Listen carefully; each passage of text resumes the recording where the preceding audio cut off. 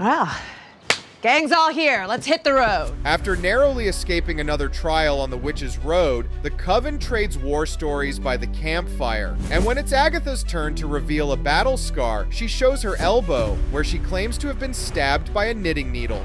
Finally, Agatha implies that she got the scar when she killed the Daughters of Liberty, an old school team from Marvel Comics. Today on ScreenRant, let's unravel this team's history and what they could mean for the MCU. In real life, the Daughters of Liberty was a feminist organization that was founded in 1765. While the men faced the British on the colonial war fronts, American women subverted their traditional industrial roles to join the fight. From creating clothes from scratch to inventing Liberty Tea, the Daughters of Liberty were crucial to boycotting the British and to how the American colonies gained independence. In Marvel Comics, these women's historic contributions inspired another group that not only carried the same name, but continued the original struggle for freedom. In order to protect freedom at all costs, the Daughters of Liberty studied different forms of combat and were instructed in magic by Agatha Harkness. The leaders of the Daughters were conferred with the codename Drad, one of which was Harriet Tubman. In fact, the Daughters of Liberty aided the Underground Railroad in the comics, freeing over 300 slaves in the 1800s. Eventually, the Dryad codename passed on to Peggy Carter, who secured the super soldier serum as part of her duty to the Daughters of Liberty. And based on the Daughters' comic book backstory, they could become crucial to the MCU's overarching narrative.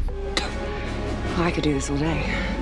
In the comics, Captain America surrenders to the authorities after he was framed for murdering General Thaddeus Ross, and the modern Daughters of Liberty responded by trying to clear his name after they were brought together by Sharon Carter. These comic book events may just foreshadow what happens in Captain America: Brave New World. In fact, apart from Peggy's grandniece Sharon Carter, also known as Power Broker, many comic book members of the Daughters of Liberty are either already in the MCU or about to make their debut.